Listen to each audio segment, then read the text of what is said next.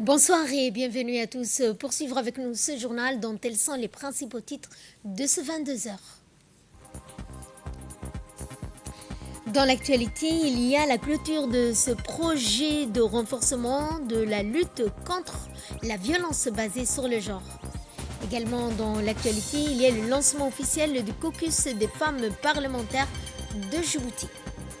Et pour clore ce journal, nous allons parler de cette réouverture partielle et conditionnelle du poste frontière de Rafah.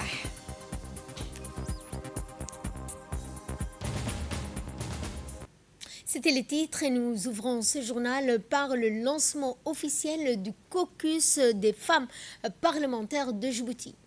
En effet, l'Assemblée nationale a procédé en ce 27 janvier 2026 au lancement officiel du caucus des femmes parlementaires de Djibouti sous la présidence du président de l'Assemblée nationale d'Ileta, Mohamed Dileta, en présence de Madame la ministre de la Femme et de la Famille, des représentants des partenaires techniques et financiers tels que le PNUD, l'UNICEF et le FINEAP, des représentations diplomatiques, notamment celle de la France. Le président de l'Assemblée nationale a tout d'abord rendu un hommage à l'engagement de la première dame et présidente de l'UNFD, Mme Khadra Mahmoud Haïd, saluant son rôle déterminant dans la promotion des droits des femmes et des filles à Djibouti.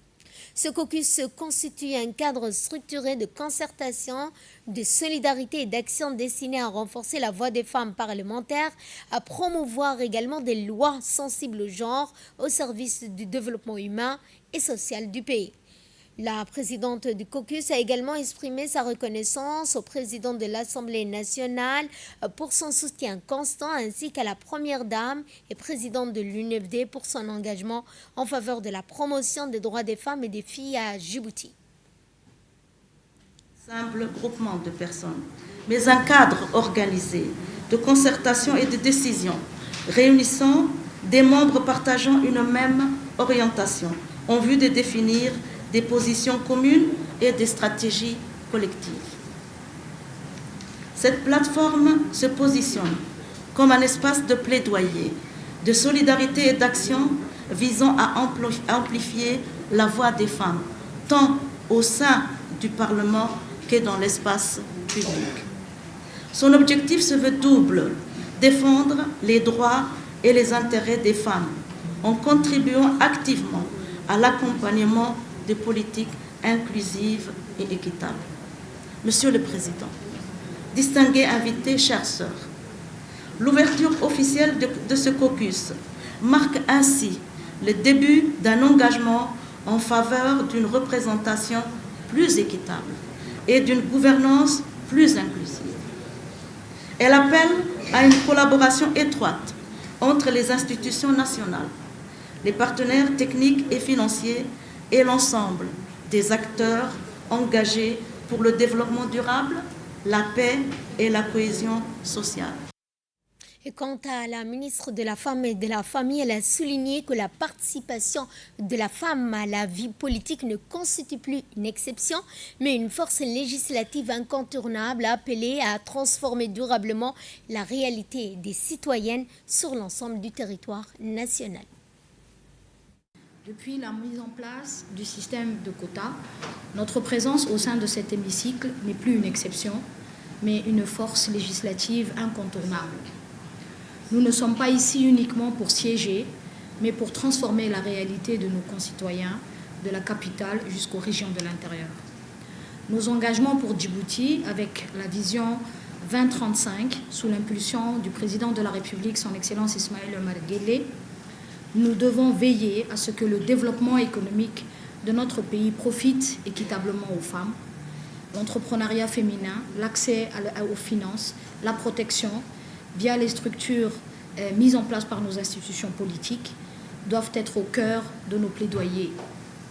La protection sociale et de santé sont aussi les combats qui sont liés aux violences basées sur le genre, qui sont faites aux femmes et aux filles, ainsi qu'à l'amélioration de la santé maternelle, qui restent des priorités absolues dans notre pays.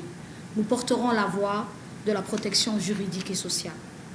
L'éducation et le numérique, qui sont aussi des éléments pour la jeunesse djiboutienne et à travers lesquels elle doit briller, nous devons garantir que nos filles accèdent aux filières d'excellence et aux métiers de demain. Monsieur le Président de l'Assemblée, chers participants, le chemin vers la parité, nous y sommes. Nous sommes en train de le chevaucher avec réussite. Notre caucus doit être ce pont entre les aspirations des citoyens et de l'action législative. Il est également important de souligner l'engagement personnel et l'engagement de l'Union nationale des femmes djiboutiennes pour cette cause féminine.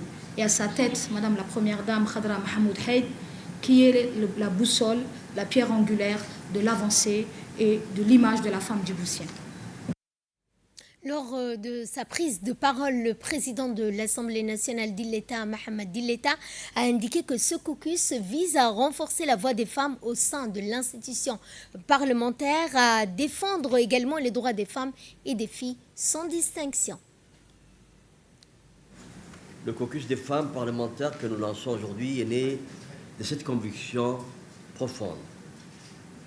Il s'est vu un cadre de concertation, de solidarité et d'action destiné à renforcer la voix des femmes au sein de l'institution parlementaire, à promouvoir les lois sensibles au genre et à défendre les droits des femmes et des filles sans distinction. En ce jour solennel, nous réaffirmons notre engagement à faire du Parlement un espace inclusif où les femmes ne sont pas seulement représentées, mais pleinement actrices des décisions qui façonnent l'avenir de notre pays. En ma qualité de membre d'honneur du caucus, nous avons la responsabilité de porter cette vision au cœur du travail législatif, du contrôle de l'action gouvernementale et de la représentation citoyenne.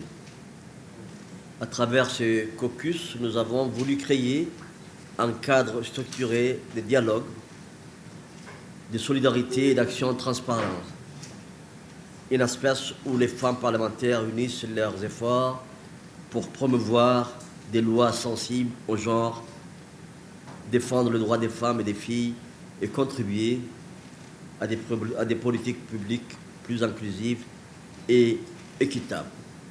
Mesdames et messieurs, je souhaite exprimer ici ma gratitude et saluer la présence de nos partenaires du développement ainsi que de nos institutions nationales qui placent l'égalité des sexes en tête de leurs priorités.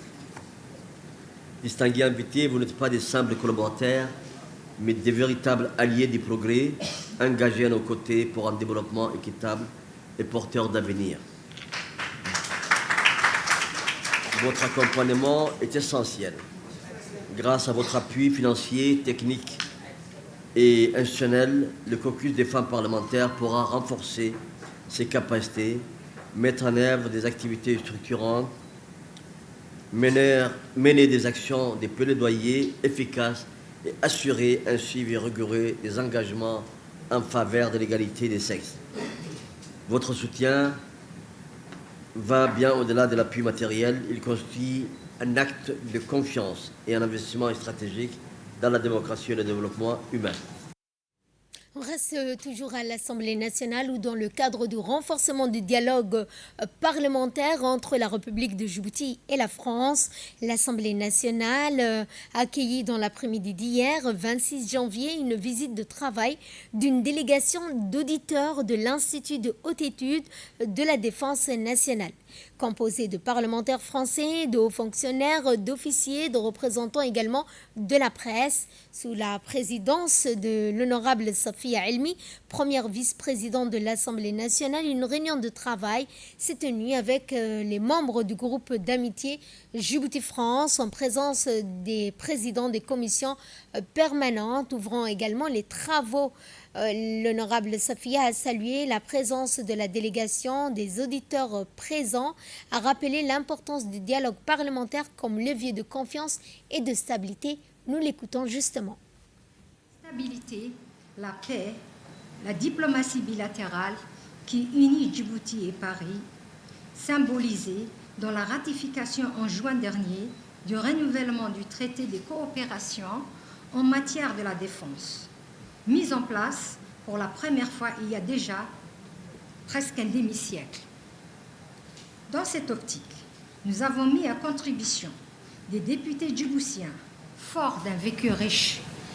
Je vous présente le groupe d'amitié Djibouti-France, et sa présidente, l'honorable Nem'a Bulhan, ancienne ministre et députée, le président et les présidentes des différentes commissions permanentes de l'Assemblée nationale, à savoir la commission de la défense, celle chargée de l'économie et des finances, celle des affaires étrangères, celle des affaires sociales, celle de la législation ou encore celle de production et échange. Et à l'issue des échanges, une visite guidée de l'hémicycle national, également des salles de commission, a été organisée. Les deux parties ont réaffirmé également leur volonté commune de poursuivre et d'approfondir la coopération parlementaire entre Djibouti et la France au service de la paix, de la stabilité et des intérêts partagés des deux États. La délégation, donc les membres du groupe d'amitié Djibouti-France, dont des auditeurs de l'Institut de haute étude de défense nationale, composé également de parlementaires français, de hauts fonctionnaires, d'officiers et de représentants également de la presse, ont donc fait cette visite aux côtés des parlementaires qui leur ont montré en détail le fonctionnement de l'Assemblée nationale.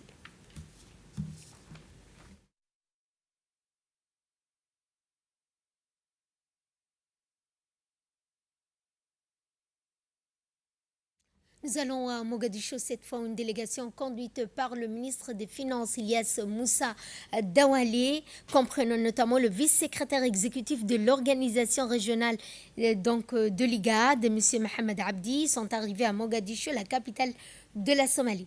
Alors arrivée à l'aéroport international Aden Adé de Mogadiscio, la délégation djiboutienne a été chaleureusement accueillie par les responsables du gouvernement fédéral, conduit par le ministre des Finances, accompagné du ministre d'État au ministère de la Sécurité intérieure, M. Mohamed Ali, des députés somaliens, de l'ambassadeur de Djibouti en Somalie, Mohamed Rachid, ainsi que d'autres hauts responsables. Dans une brève allocution prononcée lors de cette cérémonie d'accueil, le ministre des Finances somalien a remercié la délégation djiboutienne pour avoir répondu favorablement à l'invitation du gouvernement fédéral de Somalie. De son côté, le ministre des Finances, Ilyas Moussa Dawalé, a exprimé sa gratitude aux autorités somaliennes pour leur accueil chaleureux. La capitale Mogadiscio, rappelons-le, accueille actuellement plusieurs ministres des Finances et des pays de la Corne de l'Afrique, l'occasion d'une conférence économique qui se poursuivra demain dans la ville.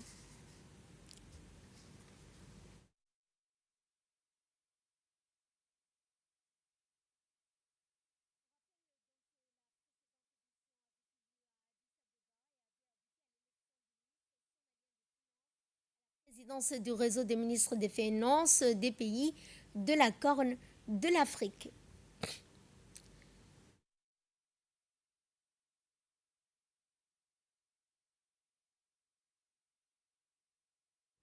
Retour à Djibouti où dans le cadre de la coopération militaire entre Djibouti et l'Union européenne, le ministre de la Défense chargé des relations avec le Parlement, M. Hassan Omar Mohamed, en présence du général de corps armé Zakaria Cheikh Ibrahim, chef d'état-major général des armées, a reçu hier à l'hôtel des officiers Hassan Bassoma, le lieutenant général Shan Klensin, président du comité militaire de l'Union européenne.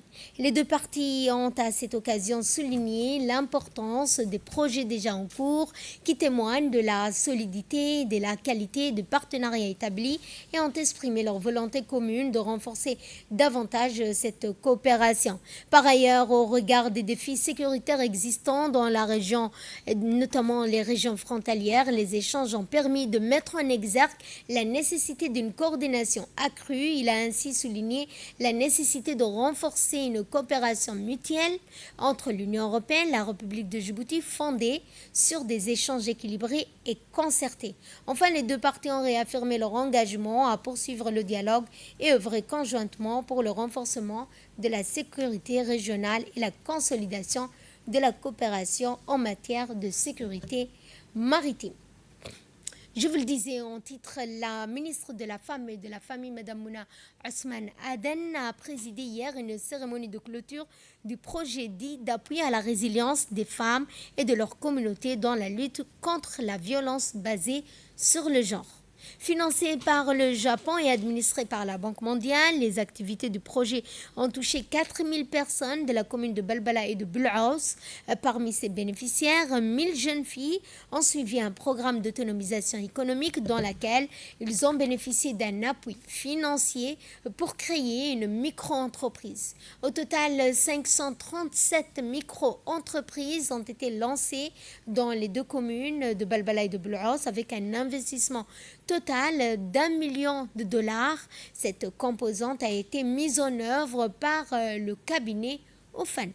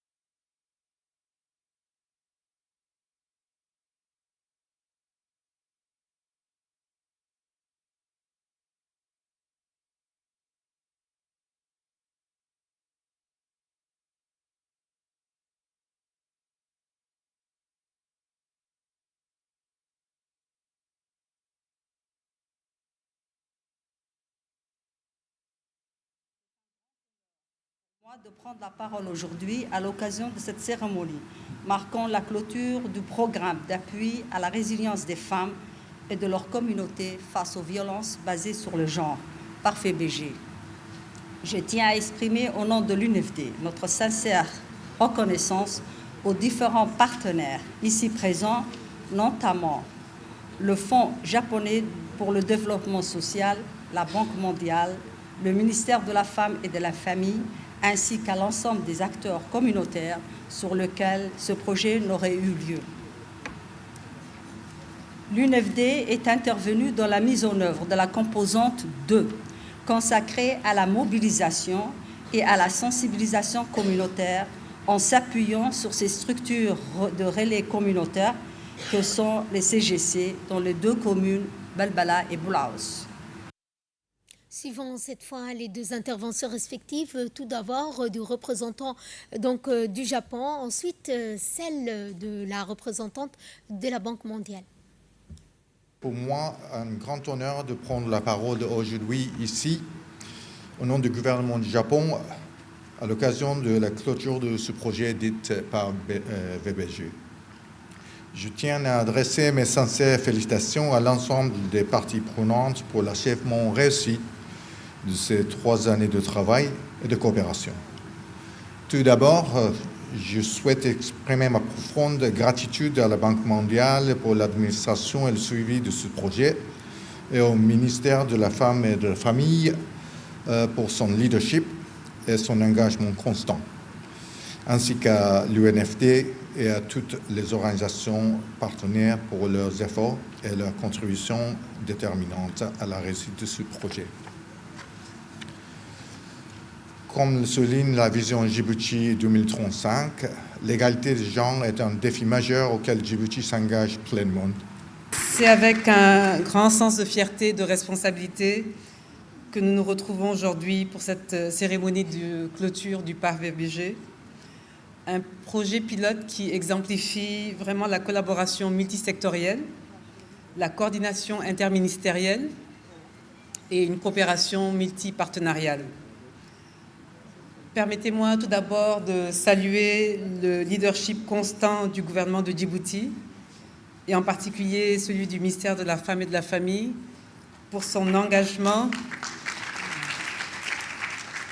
en faveur de l'égalité du genre, de la protection des femmes et des filles et du renforcement de la résilience communautaire.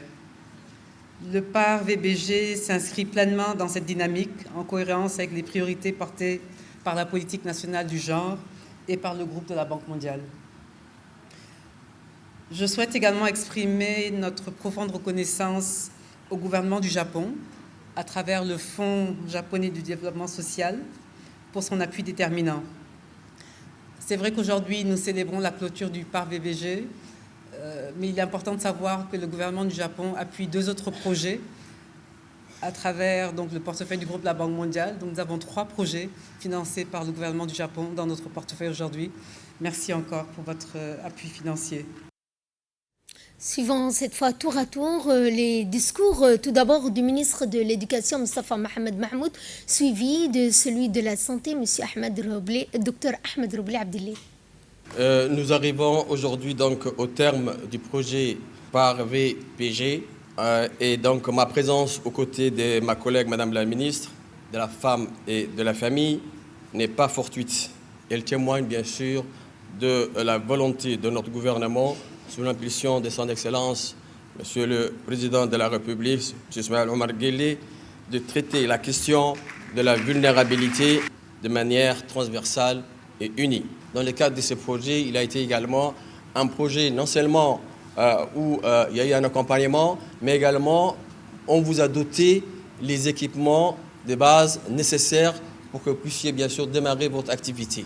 Et là encore, c'est vraiment toutes mes félicitations au cabinet, mais également au ministère qui a vraiment réussi à accompagner, parce qu'il ne s'agit pas seulement de former, mais il faut les insérer. Pour les insérer, il faut donner les moyens de départ, mais également l'accompagnement qu'il faut. Donc, pour ce qui est maintenant de la formation, vous le savez très bien, aujourd'hui, avec la nouvelle politique de la formation professionnelle, la base a été élargie. Avant, s'il ne concernait uniquement que les jeunes, les élèves scolarisés, la formation professionnelle également concerne aussi bien les déscolarisés, les personnes à la recherche d'emploi. C'est cette politique de droit à la formation professionnelle, comme c'est le droit à l'éducation. Donc la formation professionnelle est devenue un droit où tout Djiboutien ou Djiboutienne a bien sûr l'obligation de bénéficier de ces formations professionnelles. En ce moment, nous avons plusieurs également types de formations avec la Banque mondiale. Et Madame la ministre, vous êtes invitée également à nous accompagner et nous sommes prêts à vous accompagner pour également former encore d'autres jeunes filles en matière de formation professionnelle. Ensemble, nous allons harmoniser nos forces pour que chaque jeune de ce pays puisse dire « j'ai été formé pour servir mon pays et mon pays a une place pour moi ».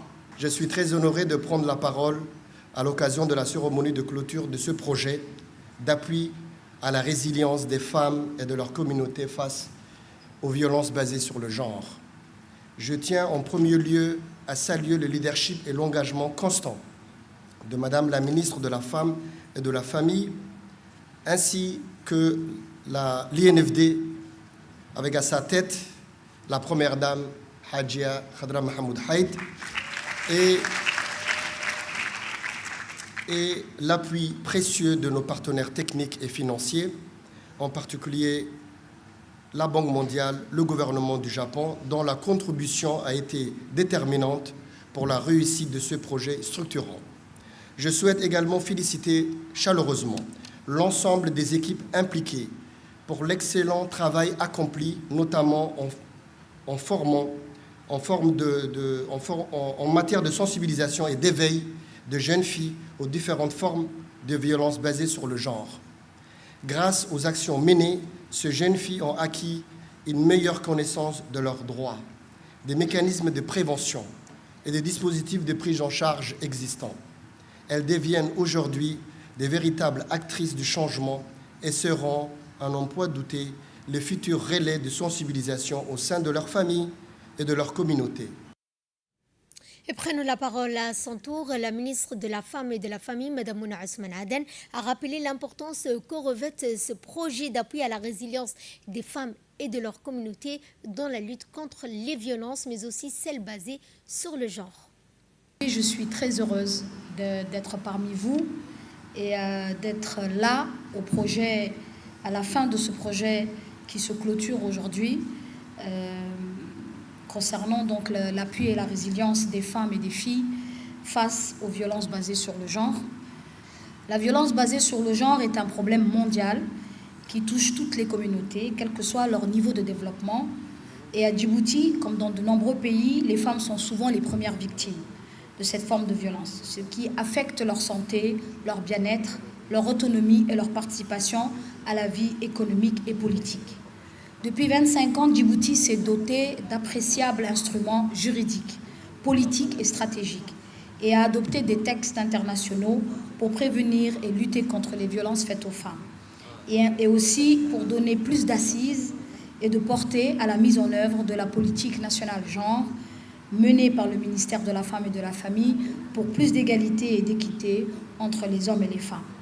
Cette politique rentre dans la vision de notre cher président, M. Ismaël Omar Guelleh, qui ne ménage aucun effort pour mettre la femme au cœur de toutes ces politiques, que ce soit des politiques d'éducation, de santé, de développement économique et d'accompagnement social.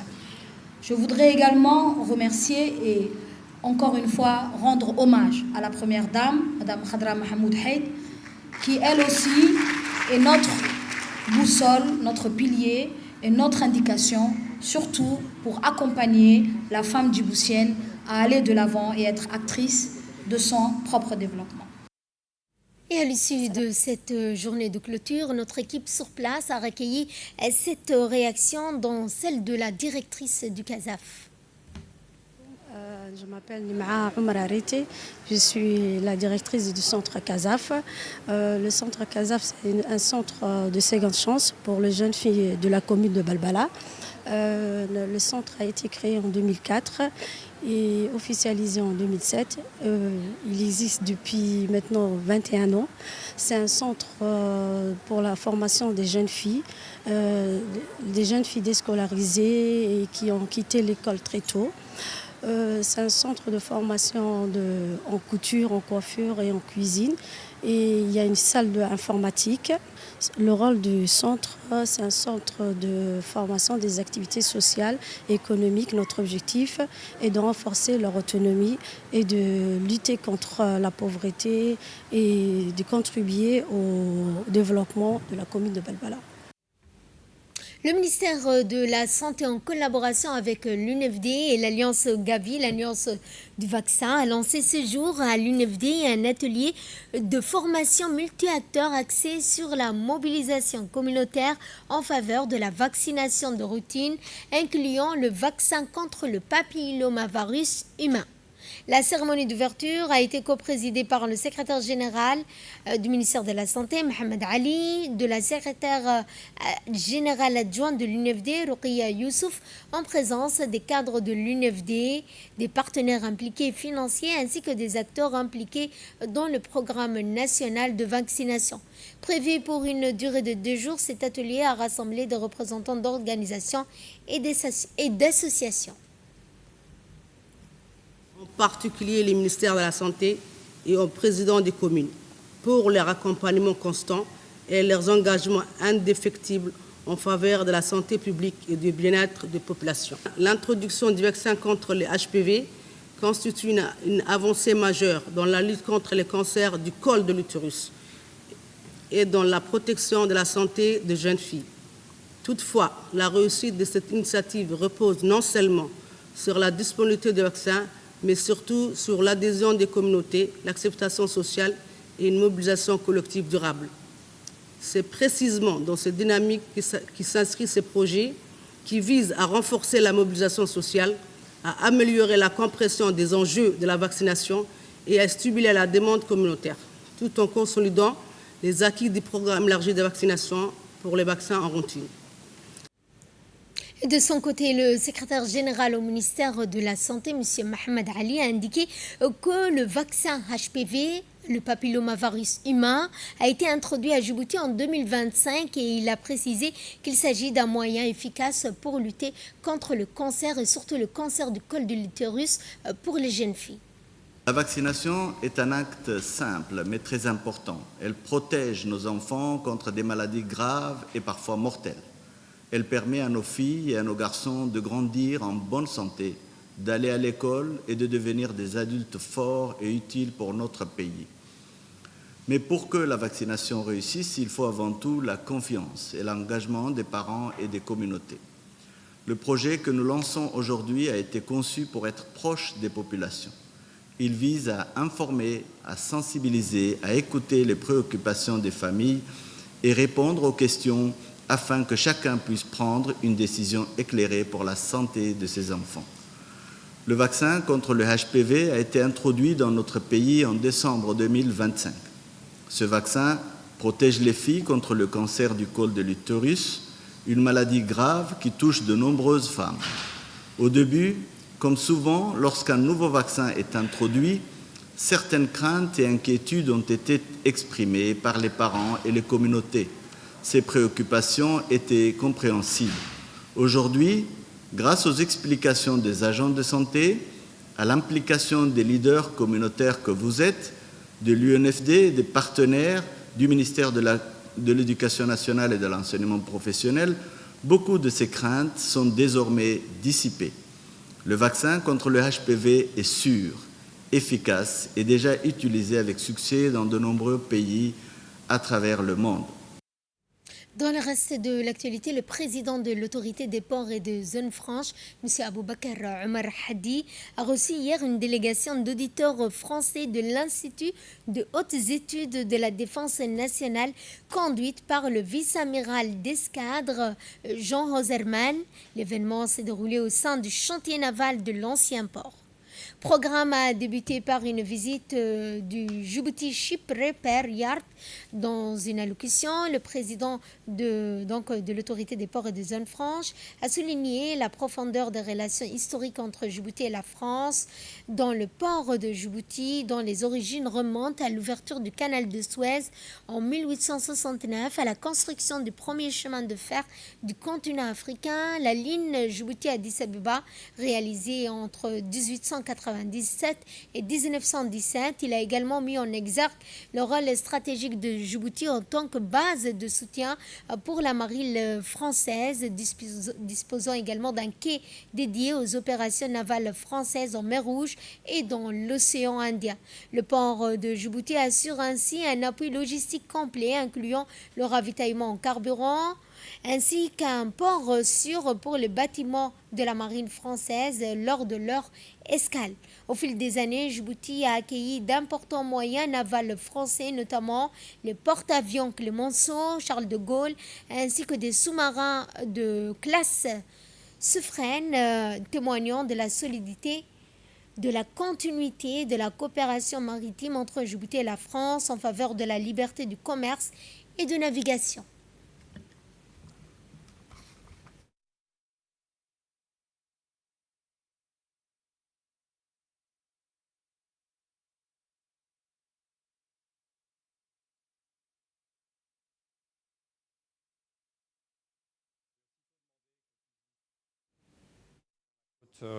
Est-africaine.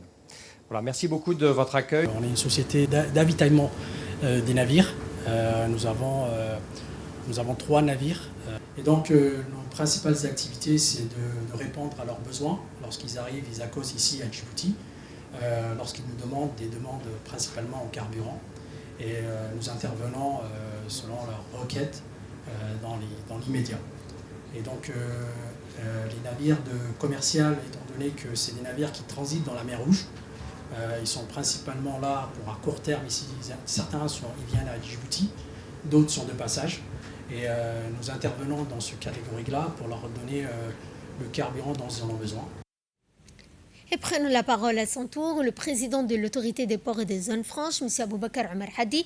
Il a rappelé le rôle stratégique de Djibouti en tant que base de soutien pour la marine française. C'est un plaisir et un honneur pour moi de vous accueillir aujourd'hui au sein de Djibouti Shiprepair Yard. Historiquement, la relation entre les ports de Djibouti et la France sur le plan de la navigation maritime a commencé avec la percée du canal de Suez en 1869 par Ferdinand de Lesseps, suivi par les premiers chemins de fer du continent, Djibouti-Addis Abeba, construit 1897-1917. Le port de Djibouti est un point d'appui pour la marine française, avec les postes neufs dédiés à la marine française pour ses missions en mer Rouge et à l'océan Indien. Le port de Djibouti fournit un soutien logistique et un abri, a aussi un ravitaillement, un produit des soutes d'avitaillement des navires de la marine française en escale.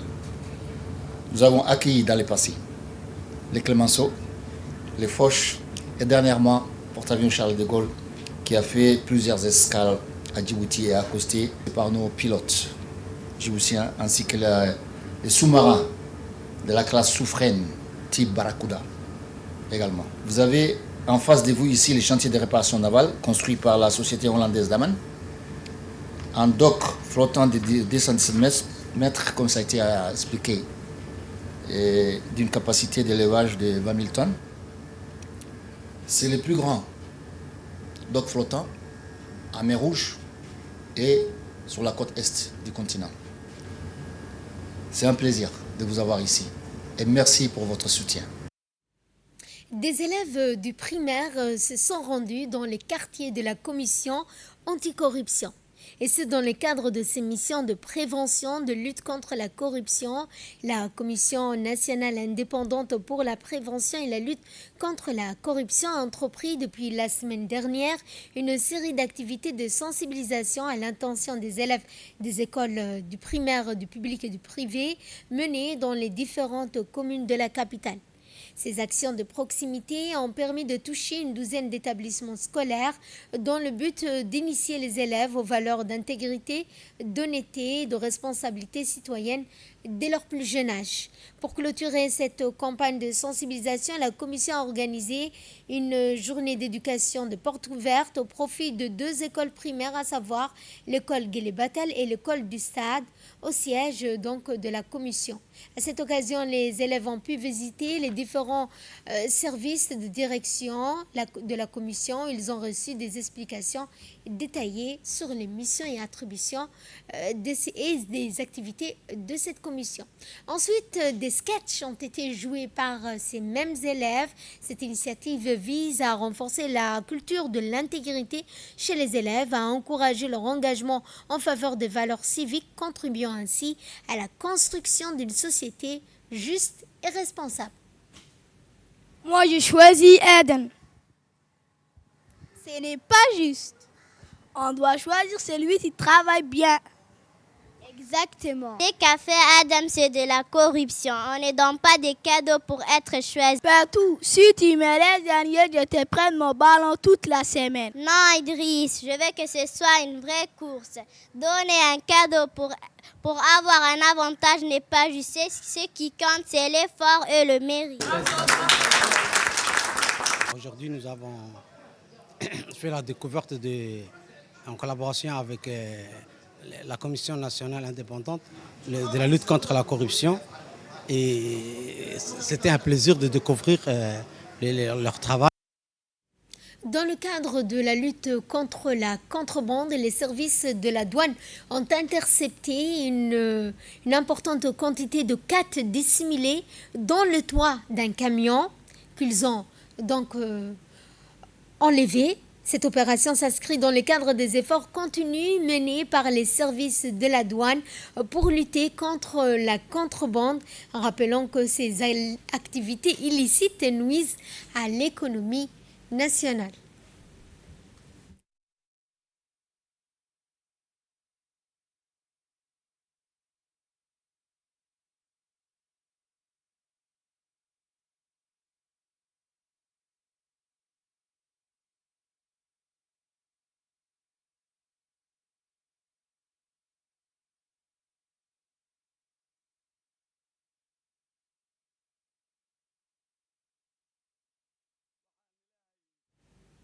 Et dans l'actualité internationale, Israël annonce une réouverture partielle et conditionnelle du poste frontière de Rafah.